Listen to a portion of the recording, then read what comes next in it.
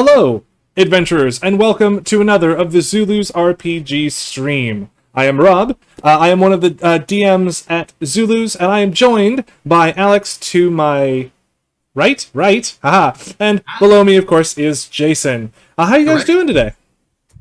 I'm doing pretty good. Excellent. I'm doing all right as well. I'm hanging out, having fun, getting ready to talk about D&D. Yeah, speaking of which, we are gearing up. We're about to start our summer camp. So, Alex, why don't you tell us a little bit about the Young Adventurers Summer Camp and what our adventurers can expect from it? Yeah, so essentially our summer camp is going to be a week-long summer camp for kids ages 8 to 17. We're going to be hosting Zoom meetings to talk about tips, tricks, cool things you can do for D&D. We're going to have like a whole bunch of, as well as learning the game, you're going to be able to play the game as well.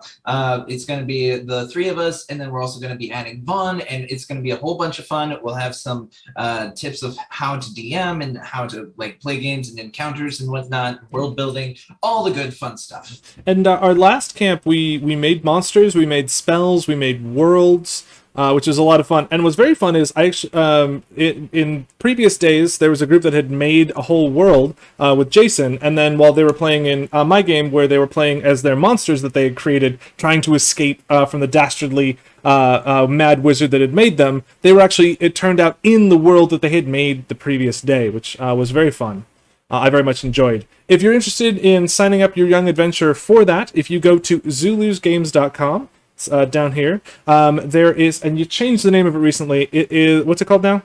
So it's the Zulu's D&D program. Yeah, Zulu's D&D program will be one of those things along the top. You click that guy, it'll have all the information that you can sign up with.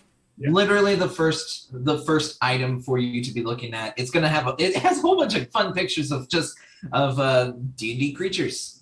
I think I even put in like an owl bear, a dragon, shambling mound, baby, all that fun stuff.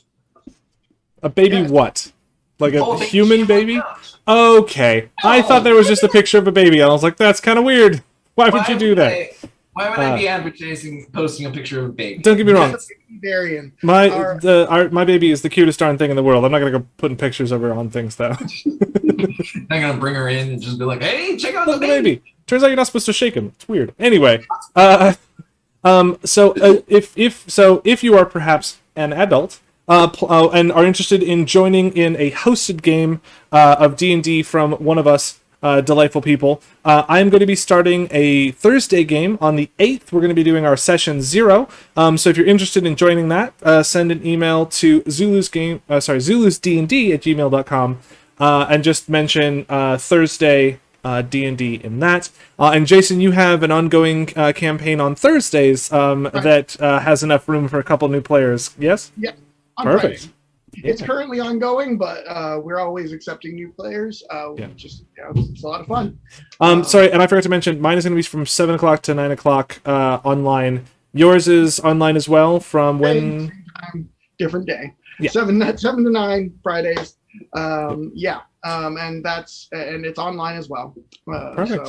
And one thing to point out that our online is a little different than a lot of others. We don't use Roll20. We actually have miniature setups, and so we kind of run that way. So you kind of get to see a whole thing. So it's a little bit different, and we think we bring something a little different to the mix. And the same with our young adventurers, we do that as well.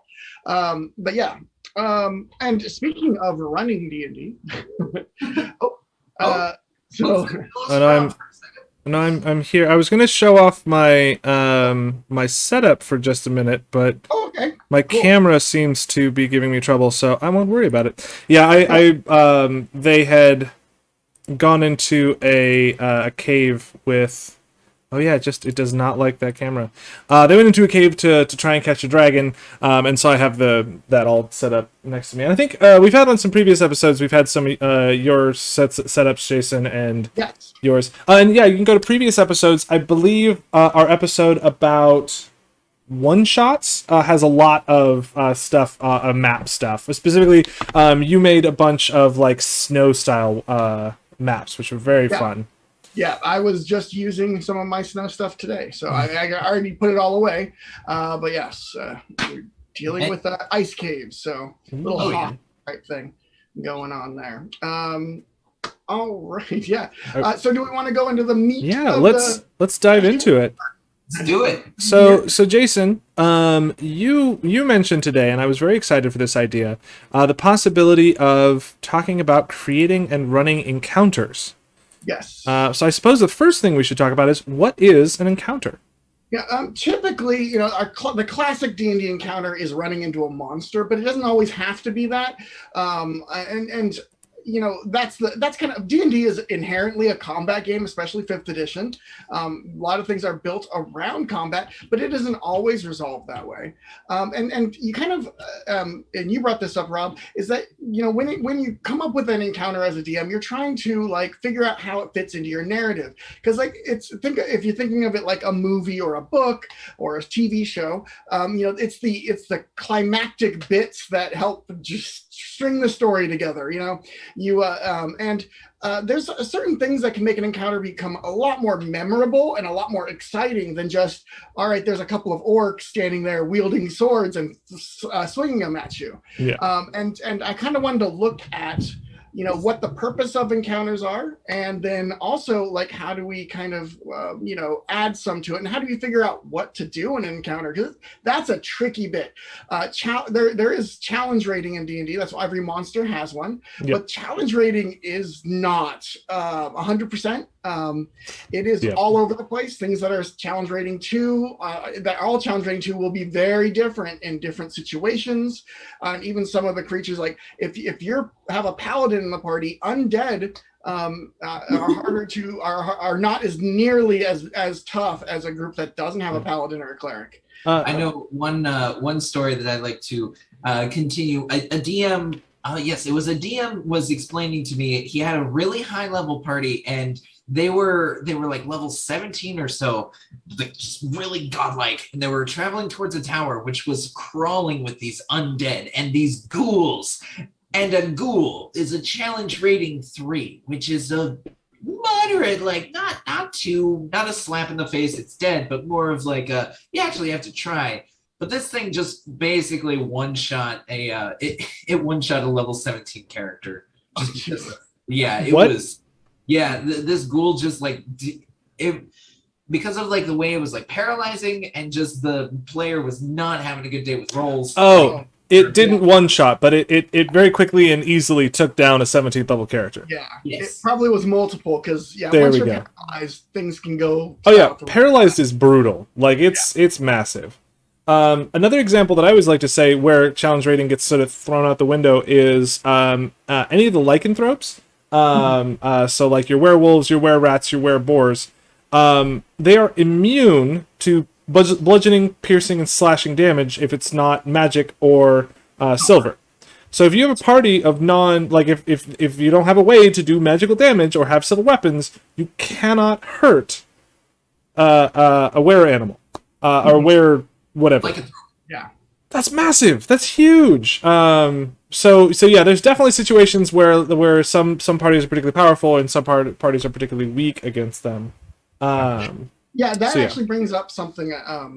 So one of the things I wanted to kind of bring up about encounters was kind of when you think about making an encounter, is think of your party's abilities, and how, because one of the things is, I'm flipping down to one of it. So for instance, if your group is full of area of effect spells like Fireball, and if all they have is area of effect spell, don't throw a whole tightly packed horde against them.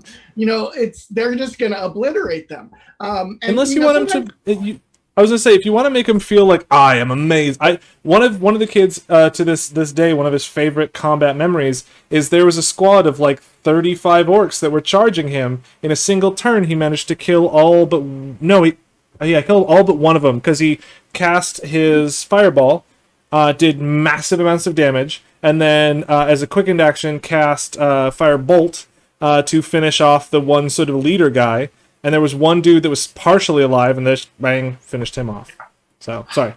I mean, but that kind of thing. Like, there's certain abilities. Like I said, Paladin's Divine Smite. It can lay waste to undead. So you have to be aware of it, and it's fine if you want to throw it at them to give them a victory. You know, you have that moment in the beginning of, like, say, a superhero movie where they arrest the low level flunkies. You give them that at the beginning, but you can also use that to your advantage, and they're going to burn spell slots in order to do this, and at least they get to burn spell slots doing stuff.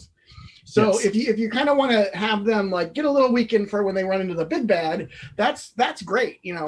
But and also if you have a clever villain, they might do that on purpose. They don't care what happens to that horde of goblins. They're gonna send wave after wave, so you keep fireballing, and then they can come in and clean up.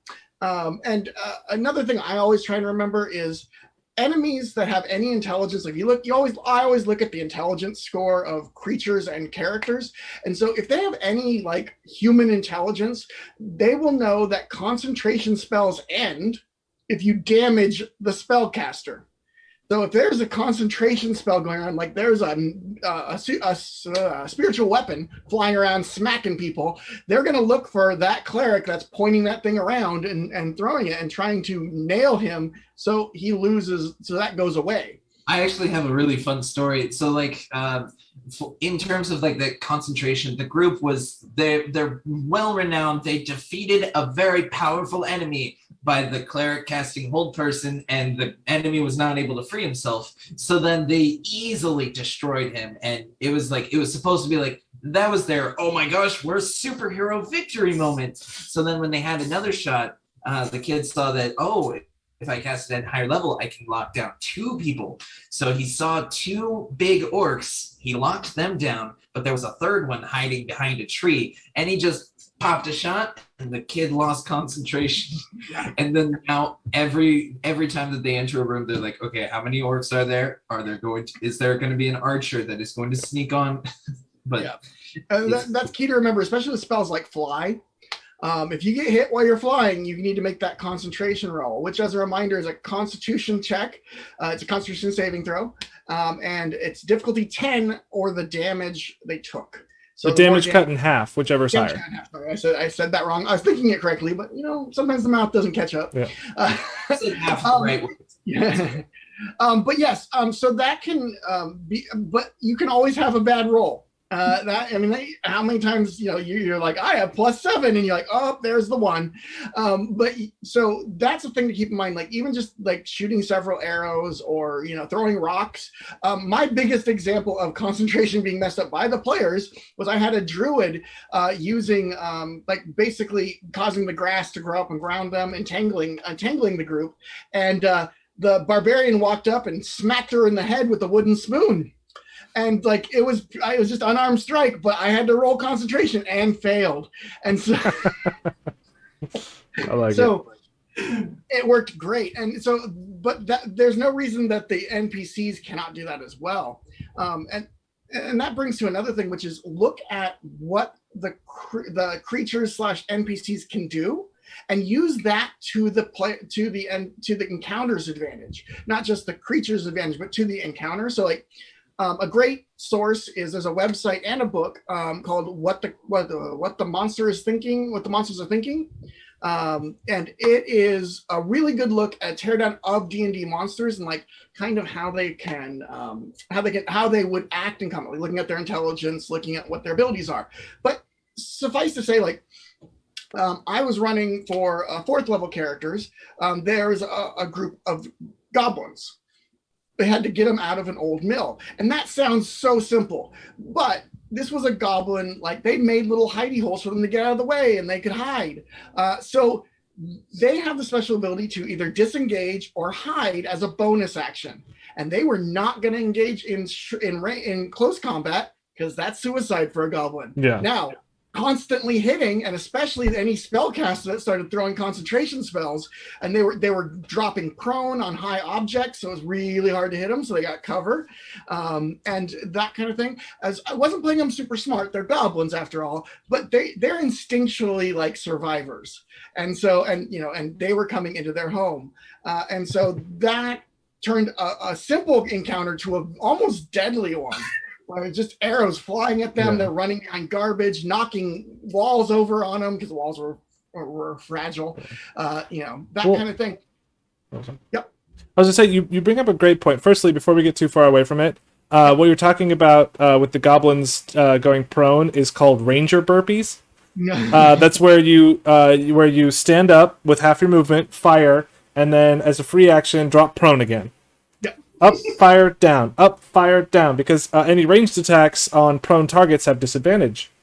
Don't forget that. While it does have advantage on melee, disadvantage on ranged. Yeah. Ranger burpees are a thing. Yeah, one of the things that one of the players, he was playing a cleric. He went spiritual weapon. That's a melee attack at range, basically. Yep. And so it's like I got advantage to smash the goblins with a big old spiritual hammer. So it was a pretty good. But then after he did it, they all started hitting him with arrows. So he had to keep casting it again and again. Oh, sorry. Oh no, go ahead. I was gonna say you brought up an excellent thing, and I'll be honest, this is one of my weak points. When I'm building encounters, considering how the enemies will interact with the players is something that I generally try to do, but I'll forget sometimes. But I always will forget how the enemies and the players will interact with the environment, which is, I think, something that can really just add that extra element to your combat is to try and consider, like, because obviously we've all run into those situations where we're like, I can't quite get to them because there's stuff in the way, but, like, finding choke points, using those choke points for your enemy's advantage. You have the dodge action. If you have a shield character who takes the dodge action at a choke point, they can keep people from going through. They have a disadvantage on attacks against them, and then everyone behind them down the hall can just rain death down behind them. And if you've created that sort of barrier, it can be really interesting. I love doing a pair of shieldmen who literally just take the dodge action, and then behind them are a pair of polearm users who just stab over their shoulders. It's such an incredibly effective technique because you're like, I want to hit the guys that are hurting me, but I can't get through these guys first because almost no one has reach weapons. It's kind of like it's actually like history where they would actually have people who their sole job. I learned that from field fighting. There is nothing that'll get you worse than you lose sight of that spearman. He comes in from the side, catches you in the ribs. It's very uncomfortable.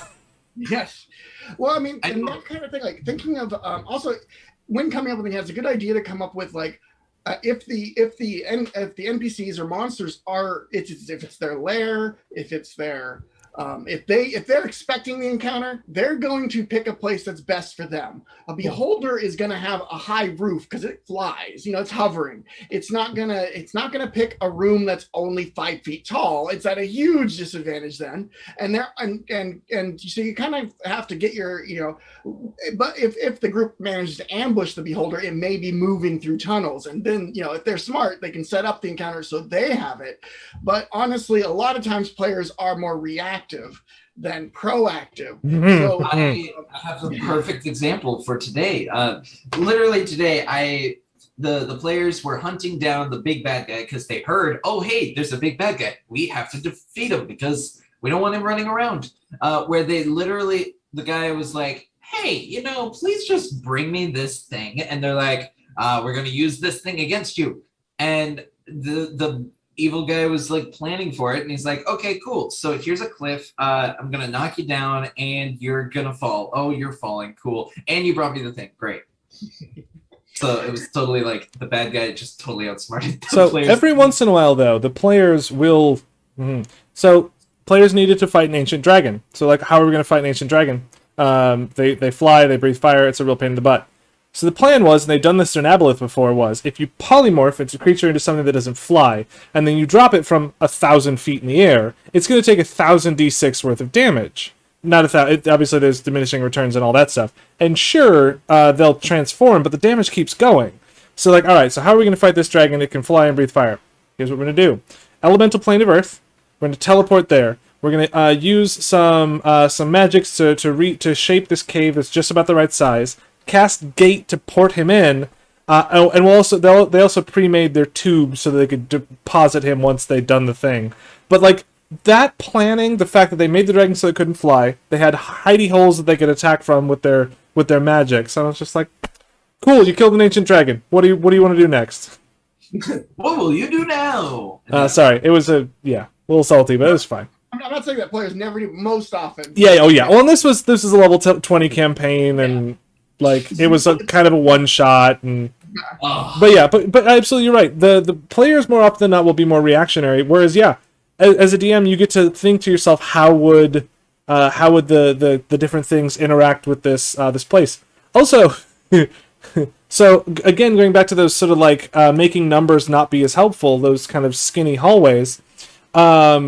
You only get one opportunity attack. So if you've got like 4 or 5 kobolds in a 5-foot wide hallway, one is pulled back, which gets opportunity attacked, but then they can just cycle through, and that way all 6 kobolds get their attack, but you only get the one opportunity attack. Yeah, which is a fascinating sort of thing to play around with. Yeah, unless they have AoE, and then they're in trouble.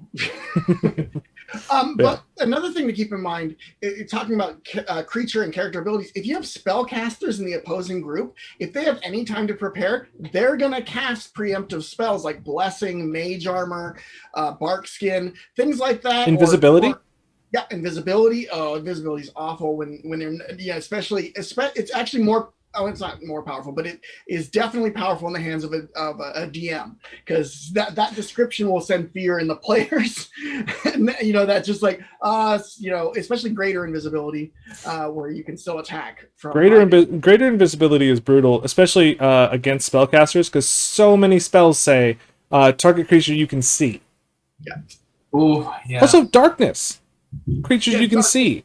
Like that's a great way to kind of control the battlefield if they have time to sort of precast. Yeah, and that I had an encounter in a session I did last week where they were running into demons, and one of the creatures was a babao, which is a devil that has darkness and can see in magical darkness.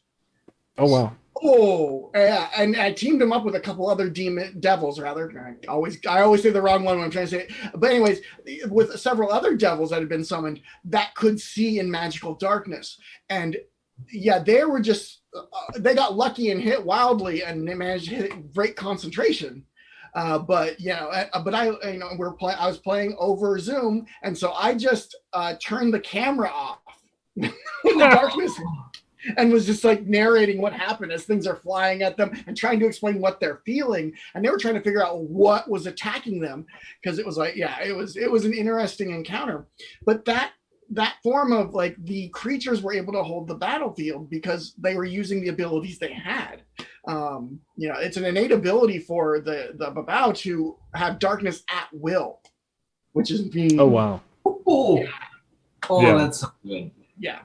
And so things like that, like I said, darkness, changing the battlefield, that changes that challenge of that encounter. Like if you just to run into it and it's just clawing at you, that's not a hard combat. But once they start like looking at it, even just like extinguishing lights and stuff can really mess everybody up.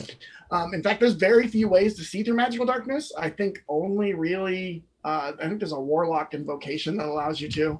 Devil's Sight, yeah. Unless you have to take it and be a warlock, so it's but you gotta sign your soul to somebody, and you gotta figure out how do I use these powers. And we're talking all the different things. Another one to consider, and I know we've talked about this a little bit before, which is that intelligent creatures, if they have magic items, will use them. That will change the encounter a lot. Yeah. Don't forget potions. Enemies that are intelligent, or there's no reason that like the orcs wouldn't have potions, especially if they looted them. Yeah. If they find a shiny magical sword, I mean, like that encounter with the orc chieftain's scary, but if he's holding a firebrand sword, it will send chills. It's like, that kind of thing. I mean, also that's a good, like, you feel like you earn that magic item when you get it from another character that's wielding it.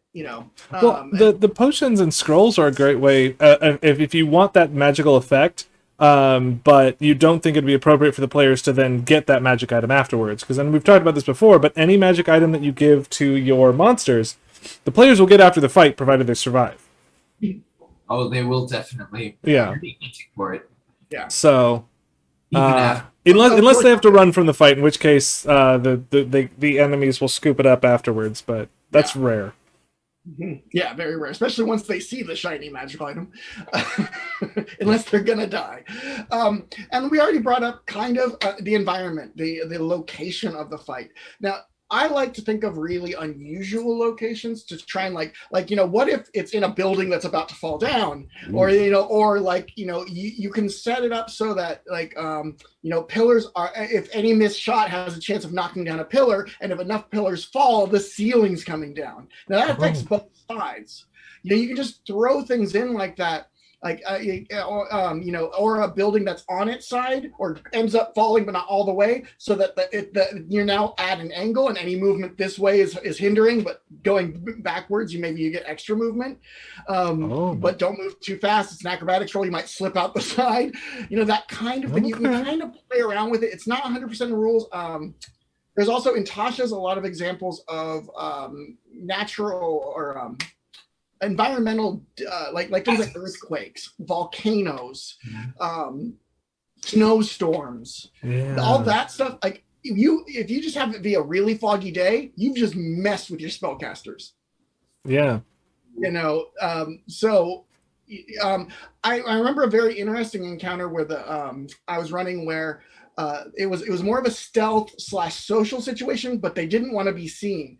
But there was a crazy lightning storm outside. Now, the way I worked it was, if you went outside, you had to roll a d20 if you were in an open area, and if you rolled a 1 or a 2, you would be hit. One or a 2, one you'd hit by lightning. 2 or a 3, it hit nearby, but it was so wet you would get shocked. And so that was to keep them inside.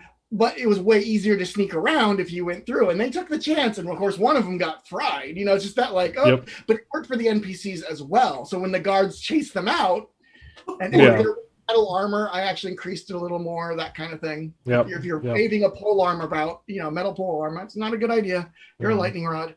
And I what I hear you saying is, so it actually, so speaking of environment things, I actually coming up here pretty soon, I have it's an army of about 1,000, 1,200 skeletons, orcs, and dwarves are attacking a cult compound that has about 1,500 conscripts and actual soldiers. And I'm thinking to myself, I'm not actually going to run any of those individuals. Yeah. But I'm going to turn the environment into the battlefield. So, like, at initiative 20, 10, and 0, things will be happening on the field of battle. Stray soldiers will wander up and try to stab them. Like, it's possible that, like, a general or something will move into their path. And so, essentially, what I'm creating is this very. They also have a way that they're going to try to sneak into the place, because they're going to come up through the mines and then open the gates so that the place can just get filled with all of these things. But yeah, that's going to be a really interesting thing, where essentially I'm taking this battle and I'm turning that into the environment, and having it, because honestly, they're 8th level and there's a bajillion of them, plus they have their own forces, so like taking on a handful of soldiers wouldn't really be an issue for them. If they were just going in just themselves, I would probably have mobs that I was worrying about, like they would like a squad of 20 soldiers would have like a hit point total and all that good stuff.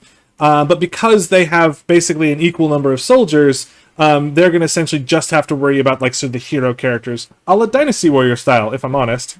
But it'll also be. Oh, sorry. Yeah.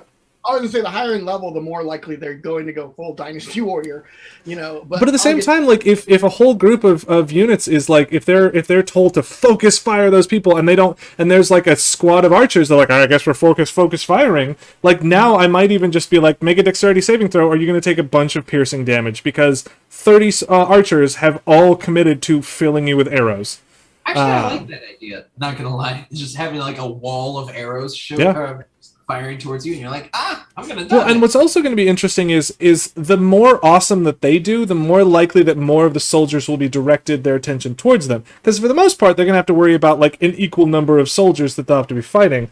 But as soon as they start causing problems that causes other individuals to become more interested, that's when focus begins getting sort of shifted towards them. They'll have the added advantage of mobility. They'll be able to sort of navigate the battlefield much more quickly. How I'm going to monitor that is I'll probably just I have a piece of grid paper that I've laminated. I'm probably just going to be using that because trying to do like a full-on grid, no, there's not enough room. It's tedium at the max. Yeah. Although moving a bunch of miniatures around like that is a nightmare. What I might try to make tiny buildings because that would be awesome. Anyway, sorry. Yeah. Random thought popped in my head. So one of the other things is the goal of the encounter. Now, one of the things is there's the meta goal as a DM. Looking at why you're doing it. Is it to deliver a piece of information? Is it to show that that burning sword? Yeah, or whatever it is that you want. But one of the things is, if you're setting up, it's a good idea, especially as they get higher in level, to look at having multiple encounters to drain the hit points, hit dice, spell slots, charges, etc., to kind of whittle away. Because when they wake up, when they're fully rested, that a high level group is unstoppable. When they're fresh, they're devastating. Yeah. Yes. And also you need to be aware of where your group is at resource wise. You don't want to, if you know you're going to be whittling them down, don't purposely send that Lich Lord with his whole army at them unless you really are trying to do that. Yeah. Now, I will argue for that because I a couple times have forced my players into situations where, because it's so incredibly time sensitive. Actually, no, I didn't force them into the situation. I presented them with the option of, do you leave now? Having to deal with the fact that this is, they're trying to summon a lich, so you can either, after your big tournament fight against all the very powerful things, do you then dive into trying to attack them to stop the lich from getting summoned, or do you take the time to get a long rest, but then they have a lich? Sorry, a Dracolich, not a regular lich, Dracolich. And so that's always, I think, a very interesting sort of thing, and I think if you're aware of your players' level of how fresh they are, forcing them into situations where they have to make the decision: do I go in at half power, or do I wait and come back fresh, but then have a harder fight because of it? Yeah, I actually, my session on Friday, they are in a temple, an underground temple, and they could leave, or at least they thought they could, but they were debating on whether to leave to get a long rest because they were all pretty hurt, or do they take a short rest? They were trying to rescue a friend and all that. And odds are, if they left, this friend would be sacrificed. And so they're just going, okay. And so they ended up having to guard these doors and just take a short rest while they could just sit there and rest while they blocked the doors. And they had to, that's an option. If they would have pushed on, that's their own fault. I knew what was there and all that. The key thing to keep in mind, though, is when you're originally setting that, if you don't give them the option to go rest, if they don't make that choice, we will die if we take on this cult. As long as they're aware. Sometimes they'll be caught off guard because they weren't paying attention. They just decided to barrel through. That'll happen too, and that's part of the game. But like I said, just be aware that sometimes even a simple encounter after they've been worked can take out a party. So that's just something to be aware of. And I also like to say that if you're going to do multiple encounters, mix and match them. Don't keep sending wave after wave of zombies at a group because it gets boring. That's grinding at that point. And you want to change up. You want to see new things when you run into stuff. Don't just stock a dungeon, even if it makes sense that the necromancer likes zombies. Do weird zombies. There's no reason you can't even just a flavor different zombie. This is the bomb room's zombie bomb room where all the zombies have an alchemist fire, and every the beginning of their turn they just huck it. And now the battlefield is filled with 5-foot squares of fire. because about half of them are going to miss because zombies are terrible at throwing things. But you've now created a very fast. Sure, it's just a bunch of zombies, but zombies that caught the room on fire. Oh, or have like skeletons that in the rib cage is alchemist fire. So when they fall, boom. Oh, you hit them. There's a chance they explode at you. Yes. I like that. Oh, that's fun. Yeah, so I mean, there's always like those, that's just a fun little, and that's playing with like there's magic items, but it's kind of playing with the concepts and looking at how ruthless this necromancer or whoever's using the skeletons is. But like I said, mix and matching encounters. One of the other things to think of is multi-staged encounters. Oh, yeah. Yeah, and that's like you were saying, like after round 3, if they haven't like already defeated, or if at round 1 the scout's going to run back and get reinforcements, and so then now you have X amount of turns before that reinforcements show up. Yeah. But what I would also point out is don't make the reinforcements boring.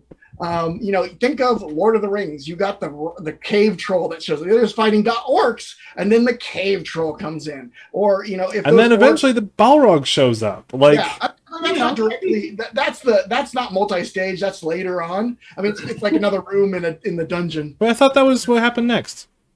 It happens next, but it's in another area. Is it after they defeat the people? What? I thought it was like as they're running away from the orcs. I would think of that as more the case of you run deeper into the dungeon and you aggro the next room. Gotcha. Yeah, I mean that happens too. But I was like if, for example, like you see that cage being wheeled in, it's like and you got so much time before they release it, and you can take out, and you're also creating an encounter in an encounter, so they can choose to try and take out anybody who tries to let loose whatever's in the cage. Yeah, that becomes imperative. And that's another thing. Multi-stage comes to objectives. Having objective for the players that aren't just destroying the opposition. Maybe like I said, stopping an individual from escaping. Get to a location like before a timer runs out, or get to an item, or maybe before the other group, so you're sniping at each other. And make sure the person doesn't get sacrificed in the magical circle. Actually, literally, the one I had set up, it was a handful of different combatants, and in the center there was a guy that was going to get sacrificed, and so they had to try and make very different decisions because they're like, all right, we got to take out the cultists around the person to make sure that they don't get blown up. And it would have been easier to just slap an AoE in the middle, but that would have put the person they were trying to save in the middle of that AoE. Yeah, honestly, you're speaking of multiple stages. That runaway factor is huge because more often than not, I feel like you play NPCs, they'll fight to the last man. They'll go until they are dead, sort of thing. What's a really, really interesting story is when an NPC is like, you know what, I'm dying, I'm out. That suddenly really changes the dynamic of the fight, because now you're having to worry about speed and movement and who can go where and that sort of thing. The Dracolich fight. They got in, grabbed the skull of the Dracolich, and fled. And then most everyone got away. And then just before the last person got away, a fireball was thrown onto the last person, and it killed his horse. And now his speed was massively reduced. So then they have to be like, we gotta go get him, but we can't go get to him because of the stuff. And so the either trying to get away from a fight or trying to catch someone who's running gets really interesting, especially when invisibility, Misty Step, and that sort of thing start getting thrown into the mix. No, absolutely. I mean, it's just an interesting thing to really, like I said, like playing off of objectives. The other thing is, remember that antagonists can have objectives that aren't destroying the players. So, for instance, and it's kind of looking at why is the owlbear fighting? Maybe the owlbears are naturally aggressive, but what if they're protecting their cubs? It changes how the players will deal with them. Maybe that there's multiple male owlbears coming to mate with a female one. Suddenly you're caught between a horrible, we don't need to be here anymore. You don't want to be there. But it's also interesting to think of a lot of these creatures as something more than just monsters to fight. Another weird one would be to throw a situation where a creature isn't behaving in a way you'd expect. So watching nature documentaries and stuff, you might see that bears play. What if they run into an owlbear that's just rolling down a hill? That maybe it's gotten into some kind of, alcoholic berries, and you're dealing with an owlbear that's kind of harmless unless you get in its face. Oh, you don't want to get owlbear's face. So go another way. That's not it having an objective, but that's the thing. And intelligent creatures will have objectives and have feints. So like a dragon you could run into an encounter with a dragon that he doesn't care to kill them. He's just there to delay them. Well, its minions set fire to the town or something. Yeah. You're looking at like the general just doing the long monologue and slowly beating down the characters without killing them, just to distract them from the fact that they're robbing the bank or something. Yeah. Yeah. Glorious. So you brought up an interesting point of the owlbear thing, and I want to come back to that. But first, before we go too far from it, there is an entire chase section in the DMG. Page 252 goes into great details about urban chase complications and wilderness chase complications, and it's such a delightful sort of concept of, instead of just being like, oh, every turn we check speeds, we do things, yada yada, like there's going to be things that the people are going to be running through, running past other individuals. You can make a chase a really spicy sort of thing. The difficulty you run into is keeping a chase on a grid gets very hard.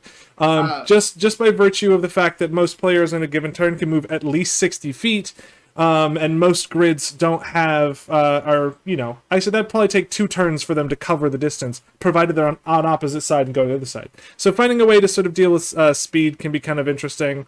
One way you can possibly adjust for, like, if you're planning on like having a giant chase scene and you're using a grid, normally each square counts as 5 feet of movement. You can actually change it so it could be 1 square equals 10 feet of movement. Yeah, or even 30 if most people, or 25 if most people are moving at a specific distance. Yeah. A lot of times what I've done is I've had a start point and then had people increase their distance from that start point and then kind of use that by comparison. So there's also some weird rules in the DMG. I just recently ran the whole encounter was the characters getting away from a ranger with attack dogs, and they were being chased through the woods. And I created what I did was I made a grid. I did a grid that so it went winding back and forth because I was doing it over so it didn't look like it, but it was, so I could use more space. Each square was 15 feet. Okay. But I also counted for range. So but in the DMG rules, you move differently. So you can sprint or dash a number of times, but you can actually have X. Let me look at it. So you can dash a number of times during that encounter, equal to 3 plus your Constitution without any penalties.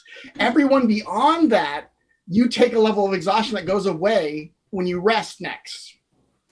So basically, you'll start slowing down. It actually works really well because you can't be doing a lot. You're just running until you're just pooping out. Yeah. And being chased by dogs, it was a very interesting. But like you have to, but you don't automatically get exhaustion. It's a DC 10 Constitution check. But if you make a bad roll, you get half movement. Yep, it starts getting bad fast. Yeah. So sorry. Oh, I was going to say, there's also no opportunity attacks in the normal rules. So you don't opportunity attack. So you can run up and catch them. You can choose to attack. But you wouldn't be able to dash if you were to run and cast a spell. So you're slowing yourself down, especially if something's chasing or you need to catch up to them. Yeah. Now, a lot of spells are more helpful and can mess with it. And the way I did, instead of rolling randomly, I did roll randomly, but I placed them at specific intervals in the chase. So when they got to X point, there was a bunch of barbed bushes they had to run through and had to make checks to not get torn up or slow down, hindering for this portion of it, that kind of thing. Yeah. And a chase scene, and I didn't know for sure if they'd run. There's always a chance you just go, uh-oh, now we're going to fight. And I was like, I just stressed how this is not a good fight for you. Yeah. You're already exhausted. You're already like low on hit points and you need to run. So I had a situation, another chase scene that was very, very fascinating because it was a chase scene in that.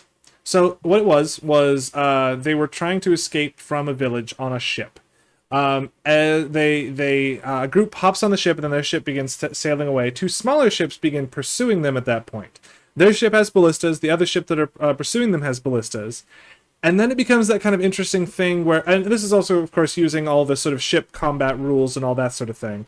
But then it became kind of an interesting thing where, like, if they wanted, they could essentially jump off the ship and sort of wait underwater until the ship goes over them, and then they try to climb on top.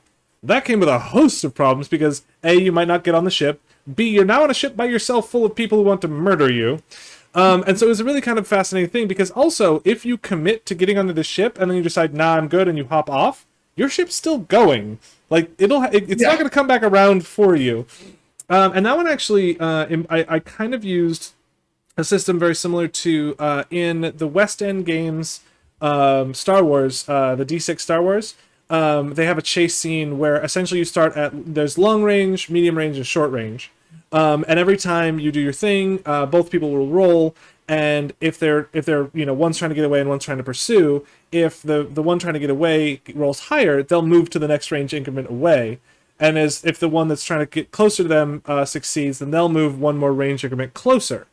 And so you can kind of do some stuff with that, with like the piloting skill rolls for the different ships as they're trying to maneuver to get into good positions for each other. Plus, only every third turn can you fire with siege equipment, specifically ballistas. So that kind of changes the dynamic of the battle as well. Longbows have a range of 600 feet, but with disadvantage. So at 600 feet, arrows are sort of just, sort of gently raining down, and they're probably not going to hit, but still a chance it'll crit, get you in the mouth. Yeah. A very low chance, because that'd be 220s, but still, like, there's 400 chance. Yeah. So that was a very fun and interesting fight to run, and I hopefully for the players as well, because there was a lot of interesting decisions. And I think actually that's what makes a really interesting encounter, is if you're kind of approaching it almost as if it were its own sort of puzzle in many ways, trying to decide, like, how can I sort of twist this in my best favor, as opposed to just being like, I swing my weapon. Be like, how can I manipulate the fight? I have a fighter, and the only game I get to play in, I'm playing a Pathfinder game, and my character's a fighter, but I almost never attack because Pathfinder is filled with alchemical items and other maneuvers that you can do. And so when it gets to my turn, I'm like, how am I going to manipulate the battlefield to my advantage? And that's exactly what I'm doing. It becomes this very interesting puzzle where I'm like, sometimes I need to trip, sometimes I disarm, sometimes I'm throwing smoke bombs or tanglefoot bags or whatever. And so that to me is, as a player, what makes that combat more interesting. Is trying to think of, instead of when it gets to my turn, I swing at with my weapon, like, how can you make it more interesting? Yeah, no, that's and also as a DM, that's the idea I like to have with having an encounter be in a specific place or setting the environment. You can also look at it, if the players are smart, what can they do? So like setting up a place, like if you have like platforms up high, they may expect there to be monsters or creatures up there, but what if you're just setting it up so you could climb up there and you can have advantage? Or making sure you have, like, different things that the players can use. Cover is always great, because but that's also useful for NPCs. And cover is underutilized a lot of times by monsters. It's also underutilized by me. I always forget that it's a thing. I think it's because I forget what the different, like, cover gives bonuses to. I used to remember because, other games had more rules, but this one I'm just so used to advantage, disadvantage. Yeah. Yeah, I know, like, a lot of times my players are running around in a super flat dungeon or on a super flat playing field, and there's, like, hardly any cover, and it's just a nice, wonderful day outside, probably, like, the middle of the summer. I always forget weather. Yeah. I don't know. I personally love messing with the weather. I don't do it all the time because then it's more impactful when it happens. Like I'll describe, like, it's drizzling a little out and stuff like that, but usually that's a precursor to, it's drizzling a little, you hear thunder in the distance. And sometimes you can just say that, and that'll kind of put players on edge, like, describing, the different sounds, like, you hear the birds suddenly go silent is maybe there's a reason, maybe it's just a natural phenomenon, the birds are just being quiet, that kind of thing. Any of that kind of immersive stuff, but the more you think about, like, what kind of creatures are in the area, if there are some kind of things that might startle. If all of a sudden a flock of birds fly out from a bush, ooh, okay, that's a good. It's another one that, like, if you're rolling stealth for your monsters, to have that triggered, it's more impactful than just, oh, you see that guy.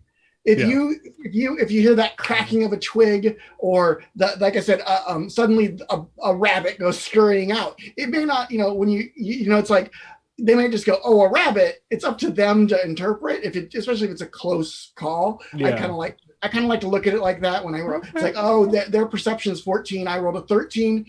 All right, so trying to give them something that's more interpretive.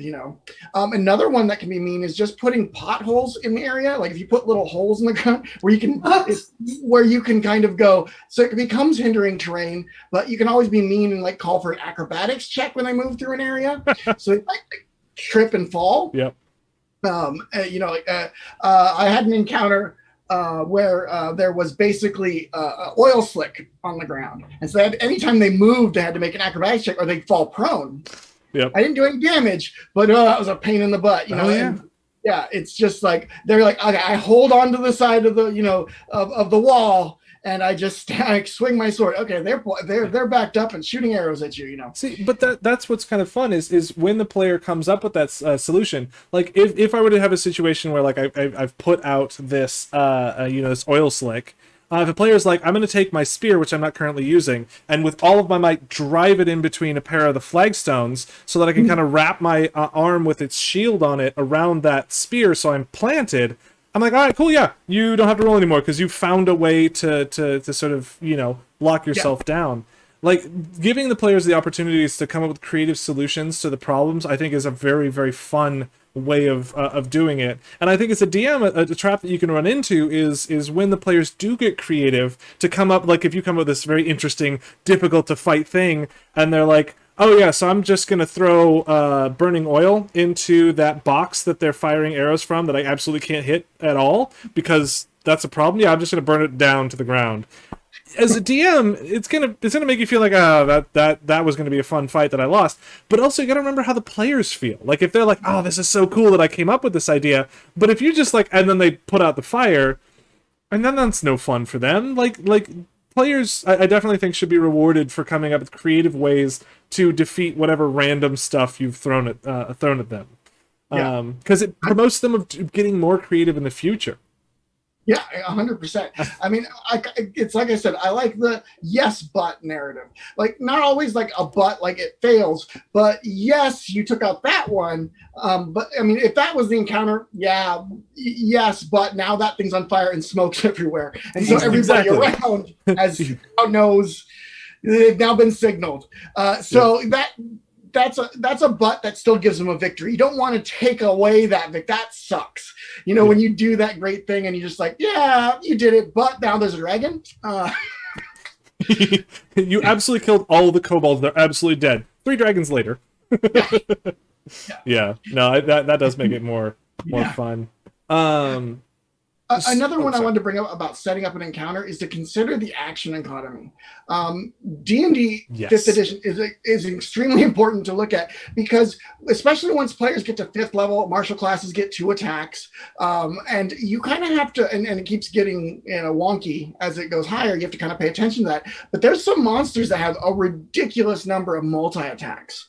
And if you if you're just like, oh, that's not too bad of a monster, and you didn't really look closely at that multi-attack, you can devastate a group. A Hydra is mean if you're within range.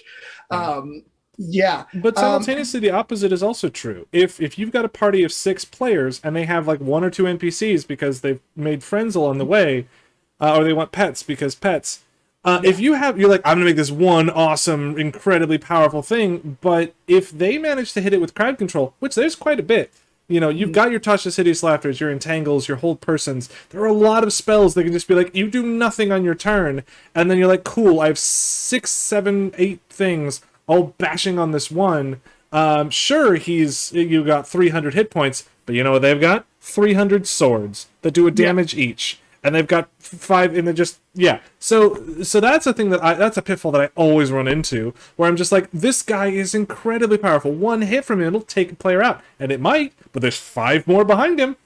I actually I had to learn that through the hard way, and that's how now my players are. That's part of the whole multiple orc story, where they had one big bad that was renowned throughout the land for being the one hit killer, and they cast whole person and they just beat him down to death. Yeah. Yeah, another thing to consider when you do that, I've done this before. This is an extremely cagey DM thing, which is to keep talking up this main bad guy. And if that bad guy is feared, but nobody knows what they look like, why wouldn't he send somebody else out as him? So the players focus on that individual, and he is really pulling the strings, that kind of thing. That can be like, that reveal is a big one. And so they're targeting all their big spells at like somebody who's not bad, but not great. But someone who's also designed to just soak up as much damage as possible, to really just, See, and again, like a combat encounter doesn't need to not have story in it. In fact, just because you've rolled initiative doesn't mean that this is just when you go mechanical. Like, there can be some really interesting stuff that can come out of that fight. You can have very fascinating reveals. You can have very interesting things, and especially and you've got those mechanics at your disposal. Like, this is the time where you can use mechanics to your sort of advantage to tell that interesting narrative. You've got that guy that's just soaking up damage, and then all of a sudden you roll your to hit, and you're like, does a 37 hit? Does a 42 hit? Cool, you take 97 damage. Like, what is this guy? Like, you don't know. He came out of nowhere. You gonna do something about it? Well, like, and spells like disguise self will completely. Yes. Yeah. And minor illusion. Yeah. I had my players. I had an illusionist summoned what looked like a big demon, and they started attacking it.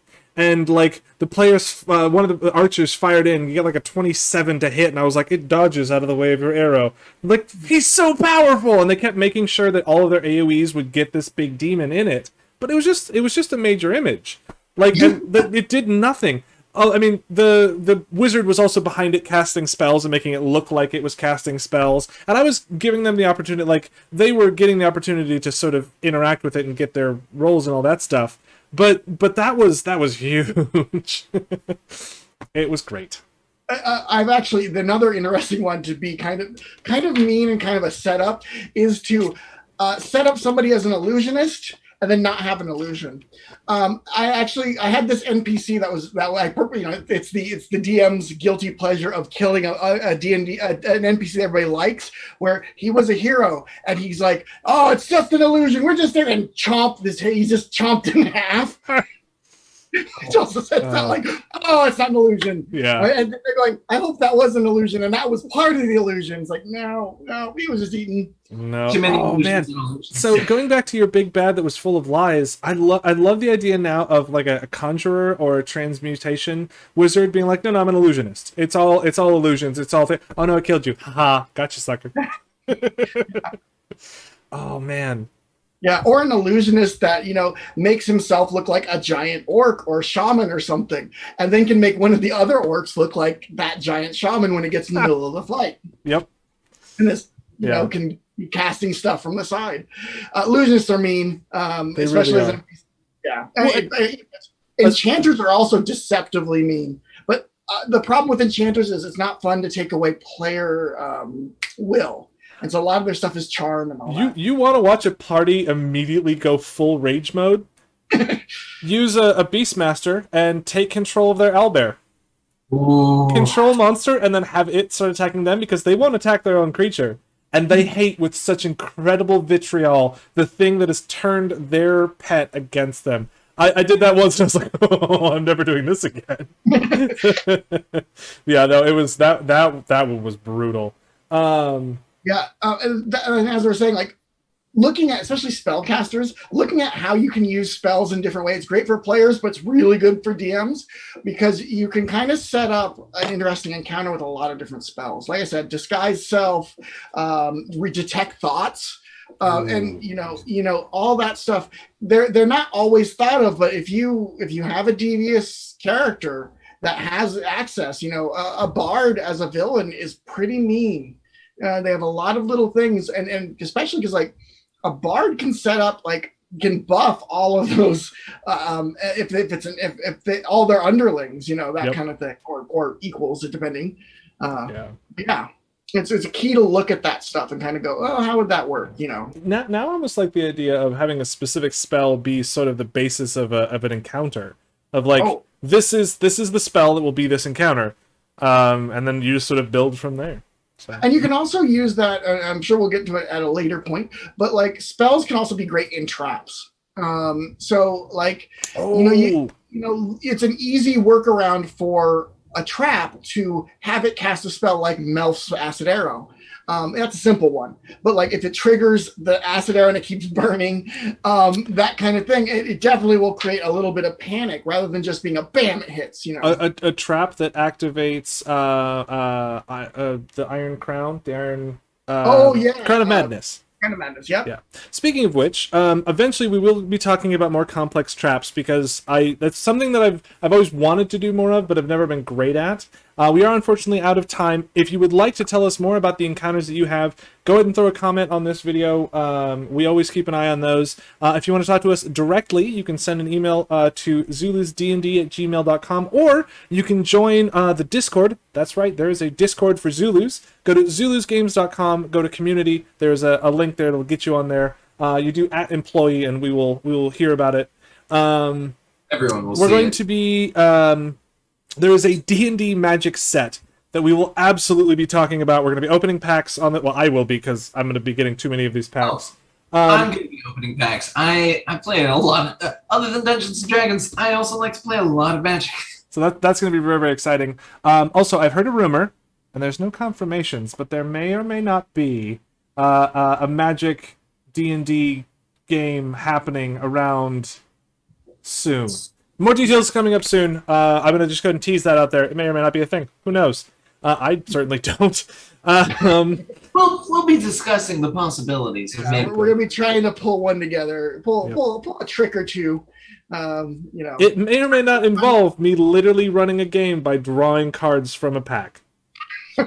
It'll be great. Anyway, on that delightful note, stay safe out there. Thank you for joining and listening to us, and we will see you next week with more delightful discussions. Goodbye, everyone. Bye, everyone.